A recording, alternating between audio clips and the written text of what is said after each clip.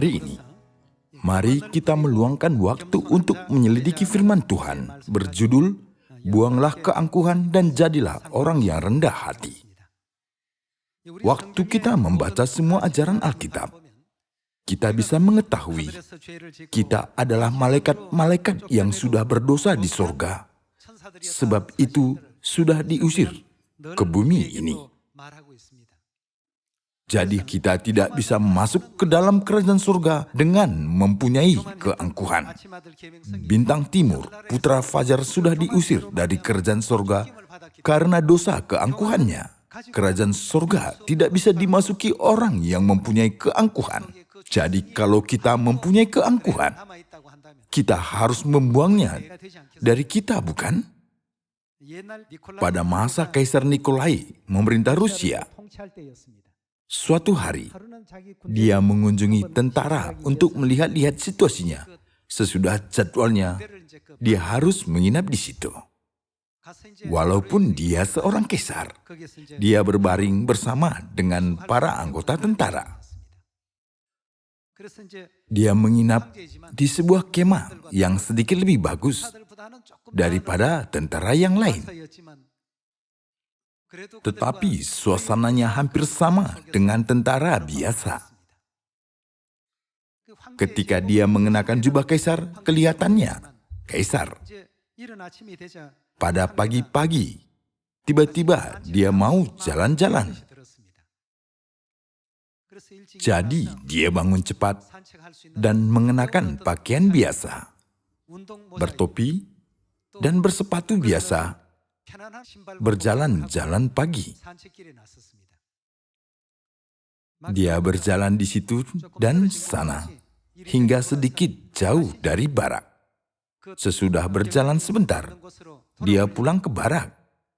Selama dia berjalan pulang, dia menghadapi satu persimpangan jalan. Dia tidak tahu jalan mana yang harus dia pilih, kanan atau kiri untuk pulang ke barak. Tetapi saat itu, dia melihat seorang tentara yang penampilannya menyombongkan diri dengan satu kakinya diletakkan di atas sebuah batu besar dan mengepulkan asap rokok. Dia datang kepada tentara tersebut dengan sopan sebagai seorang tentara, meskipun dia kaisar, dan berkata, "Aku bingung, manakah jalan yang benar? Ke jalan yang mana harus ku pergi untuk pulang ke barak? Tunjukkanlah jalan." Lalu, tentara itu mengepulkan asap rokok dan sangat sombong berkata, "Cobalah pergi ke sini. Kamu akan melihat barak itu." Dia berkata dengan kasar. Memang tentara itu tidak mengenal dia adalah kaisar, jadi memperlakukannya begitu. Sesudah mendengar kata tentara itu, kaisar bergerak beberapa langkah, tapi dia mulai tertarik pada tentara yang angkuh itu. Jadi, dia kembali kepada tentara itu dan bertanya, "Apa pangkatmu?" Tentara itu tidak langsung menjawab, tetapi menyombongkan diri dan berkata, "Cobalah tebak apa pangkat saya," dengan sombong. Meskipun kaisar bisa menghukumnya dengan langsung tentang sikap keangkuhannya, dia mau tahu sampai mana dia berbuat. Apakah Anda seorang sersan mayor? Lalu dia mengangkat dagunya dan berkata, "Aku lebih atas dari itu." "Apakah Anda seorang letnan 2? Lebih atas itu," jawab dia. "Apakah Anda seorang letnan 1? Lebih atas itu," jawab dia. "Anda seorang kapten?" "Ya, akulah seorang kapten," sombong sekali menjawab. Alangkah lucunya sikap dia di mata kaisar. Kaisar itu dengan sopan bertanya lagi, Apakah Anda tahu pangkat saya? Bagaimana aku bisa tahu pangkatmu? Apakah kamu seorang prajurit kelas 1? Saya lebih atas itu. Mungkin kamu seorang sersan 2. Saya lebih atas itu. Apakah kamu seorang letnan 2? Saya lebih atas itu. Dari saat itu, suaranya mulai sedikit sopan. Apakah Anda seorang letnan 1? Saya lebih atas itu. Oh, kamu seorang kapten sepangkat aku ya? Saya lebih dari atas itu. Lalu dia berkeringat gelisah, tangannya gemetar dan bibirnya membiru. Jadi, apa pangkat Anda? Sampai saat itu, dia berbicara dengan kasar, tetapi dia mulai bertanya dengan lembut. Lalu jawabnya, aku adalah Kaisar Nikolai, Kaisar Rusia. Segera kapten itu jatuh tersungkur di situ dan berkata, oh tuanku, ampunilah saya.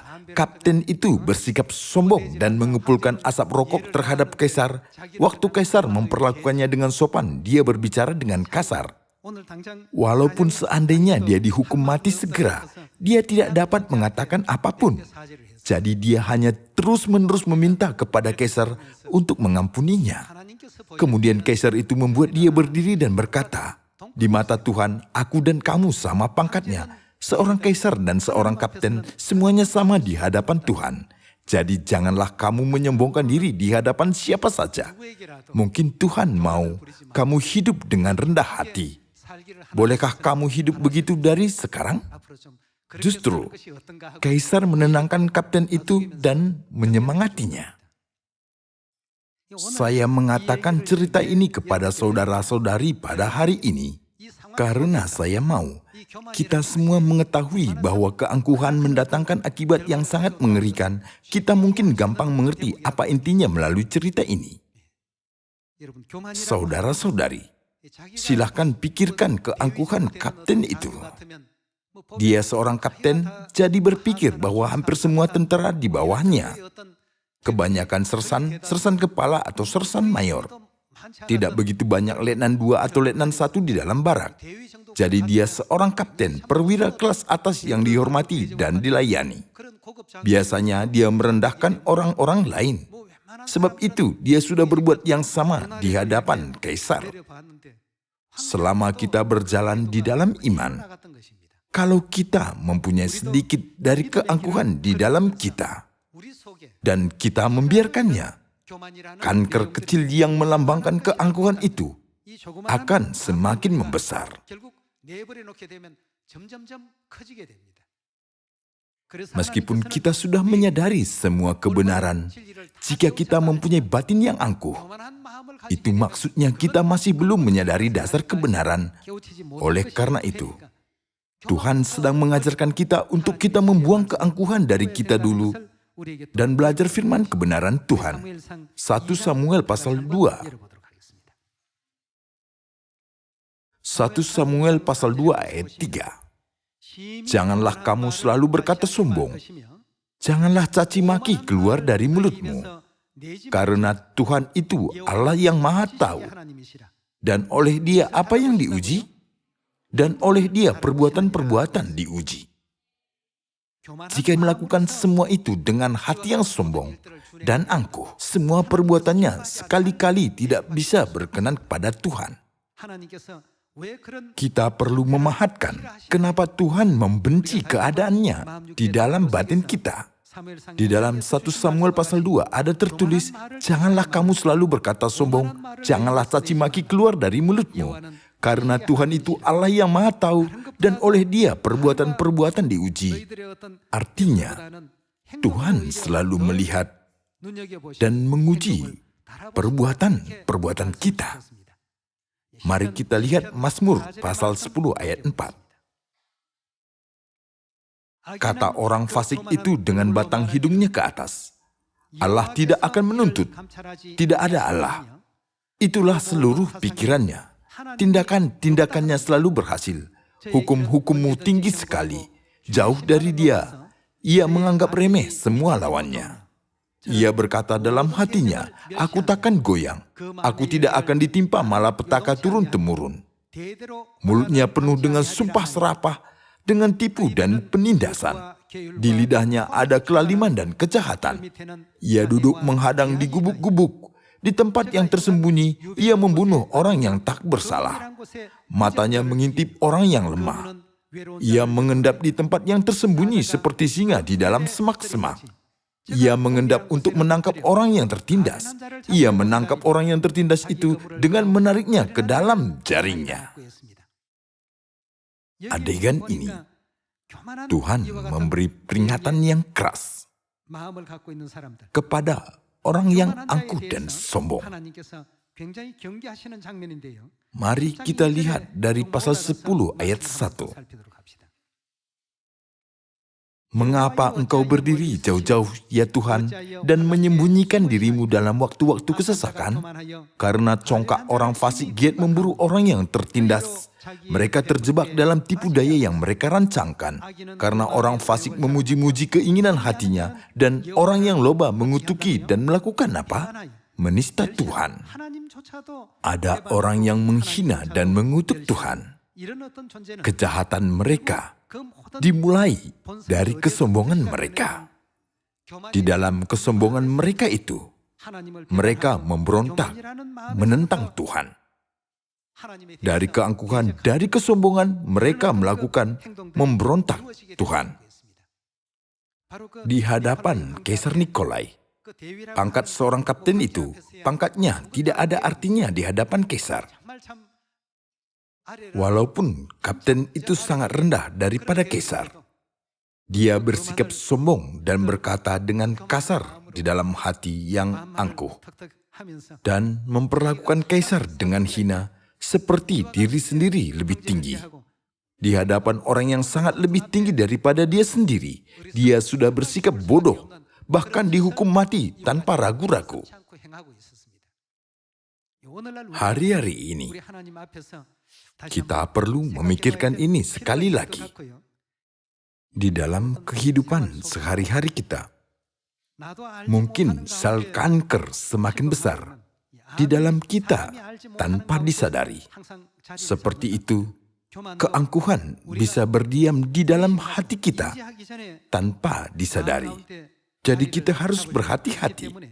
Mari kita lihat Amsal pasal 11 ayat 2. Jikalau keangkuhan tiba, tiba juga cemooh, tetapi hikmat ada pada orang yang rendah hati. Saudara-saudari, mari kita buang keangkuhan sekarang. Dengan kita melihat firman di Amsal pasal 16 ayat 18, mari kita pikirkan di posisi mana sedang kita berdiri. Apakah kita sedang menyombongkan diri kita sendiri sama seperti seorang kapten di hadapan Kaisar Nikolai? Mari kita selalu berusaha untuk mengamati diri kita sendiri dan merendahkan diri sendiri. Kecongkakan mendahului kehancuran dan tinggi hati mendahului kejatuhan. Lebih baik merendahkan diri dengan orang yang rendah hati daripada apa? Membagi rampasan dengan orang congkak. Saudara-saudari, Tuhan mengasihi kita. Karena itu, Dia terus-menerus memberikan kita semua ajaran ini tanpa pengecualian. Mari kita lihat pasal yang sama, ayat 4. Tuhan membuat segala sesuatu untuk tujuannya masing-masing. Bahkan orang fasik dibuatnya untuk hari malapetaka. Ayat 5. Setiap orang yang tinggi hati adalah apa bagi Tuhan? Adalah kekejian bagi Tuhan. Tuhan tidak berkenan kepada orang yang sombong. Setiap orang yang tinggi hati adalah kekejian bagi Tuhan. Sungguh, ia tidak akan luput dari hukuman. Dengan kasih dan kesetiaan, kesalahan diampuni karena takut akan Tuhan. Orang menjauhi kejahatan. Jikalau Tuhan berkenan kepada jalan seseorang, maka musuh orang itu pun didamaikannya dengan dia. Saudara-saudari, semua firman-firman di Amsal, Mazmur, dan 1 Samuel mengajarkan kita apa yang sama, bahwa kita harus menjauhi keangkuhan. Makanya Yesus sudah berkata, "Marilah kepadaku semua yang letih lesu dan berbeban berat, aku lemah lembut dan rendah hati." Bukan? Tuhan kita rendah hati. Jadi ketika dia masuk ke dalam Yerusalem, dia menaiki anak keledai. Karena dia datang sebagai raja, dia bisa menaiki keledai yang besar. Tetapi dia menaiki anak keledai dan merendahkan dirinya sendiri dalam sikap, posisi, dan segala hal. Kita bisa melihat dia sudah memperhatikan kita manusia dengan rendah hati melalui firman Zakaria dan keempat, kitab Injil. Semua firman ini bukanlah suatu ajaran yang boleh kita lalaikan. Semua firman ini adalah kebenaran. Kita semua sudah menerima kebenaran perjanjian baru di bawah karunia Bapa dan Ibu dan hidup berbahagia. Supaya kita membuang keangkuhan dan kecongkakan, kita harus rendah hati. Jika begitu, dari manakah kita bisa mendapat rendah hati? Di dalam 1 Korintus pasal 13, kita bisa mendapatnya. Mari kita lihat pasal 13 ayat 4. Kasih itu sabar, kasih itu murah hati, ia tidak cemburu. Ia tidak memegahkan diri, dan tidak apa? Tidak sombong. Di dalam kasih tidak ada sombong. Dalam Alkitab tertulis, Tuhan adalah kasih. Dan kita merupakan benih Tuhan yang mirip dengan Tuhan. Untuk kita menjadi mirip dengan Tuhan yang sempurna, kita harus membuang keangkuhan dari kita, bukan? Sesudah kita membuang itu, kita bisa masuk ke dalam sorga, bukan? Ia tidak memegahkan diri dan tidak sombong. Menurut ayat 5, kita bisa tahu bahwa itu sopan karena tidak sombong. Ia tidak melakukan yang tidak sopan dan tidak mencari keuntungan diri sendiri. Ia tidak pemarah dan tidak menyimpan kesalahan orang lain. Ia tidak bersuka cita karena ketidakadilan, tetapi karena kebenaran. Ia menutupi segala sesuatu, percaya segala sesuatu, mengharapkan segala sesuatu, sabar menanggung segala sesuatu. Kelihatannya, hanya orang yang lemah bisa mempraktekkan kasih yang tercatat di sini menurut sudut pandang manusia. Tetapi sebenarnya, hanya orang yang mempunyai batin besar sama seperti Tuhan bisa mempraktekkan kasih. Jadi Tuhan sudah berkata, kasih itu tidak sombong. Kasih itu tidak sombong. Tuhan sudah menyimpulkan tentang kasih. Dan ada tertulis, Tuhan adalah kasih. Tuhan sedang menunjukkan kepada kita sifat kasih dan sifat Tuhan itu sama. Jika kita mau batin dan sifat kita berubah sehingga kita mirip dengan Tuhan, di dalam kita harus tidak adanya apa yang tidak ada di dalam Tuhan. Tetapi kita harus mempunyai apa yang ada di dalam Tuhan, bukan? Mari kita mendorong keluar keangkuhan dengan kasih. Ketika kita menerima sebuah jabatan atau gelar, kita dapat merendahkan orang lain, seperti kapten yang sudah menyombongkan diri di hadapan Kaisar Nikolai.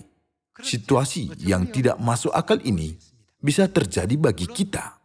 Kalau Kaisar itu melaksanakan kekuasaannya, kapten itu akan dikucilkan dari tentara. Hal-hal yang sudah kita pelajari hari ini bukanlah hanya suatu perkataan baik yang memberi ajaran kepada kita, melainkan sifat dan penampilan yang harus kita miliki agar kita masuk ke dalam kerajaan surga. Mari kita lihat satu firman lagi. Mari kita lihat Yakobus pasal 4 ayat 5. Janganlah kamu menyangka bahwa kitab suci tanpa alasan berkata, roh yang ditempatkan Allah di dalam diri kita diingininya dengan cemburu. Tetapi kasih karunia yang dianugerahkannya kepada kita lebih besar daripada itu. Karena itu ia katakan Allah menentang siapa? Orang yang congkak. Tetapi apa? Mengasihi orang yang rendah hati. Karena itu tunduklah kepada Allah. dan lawanlah iblis, maka ia akan lari daripadamu. Mendekatlah kepada Allah, dan ia akan mendekat kepadamu. Di sini juga tertulis bahwa Tuhan menentang orang yang congkak, tetapi mengasihani orang yang rendah hati. Baik perjanjian lama maupun perjanjian baru, semua firman Alkitab tidak diberikan kepada kita hanya sebagai firman-firman yang baik. Alkitab memberikan hikmat yang membuat kita mencapai keselamatan. Itu adalah firman Tuhan yang mutlak, bukan?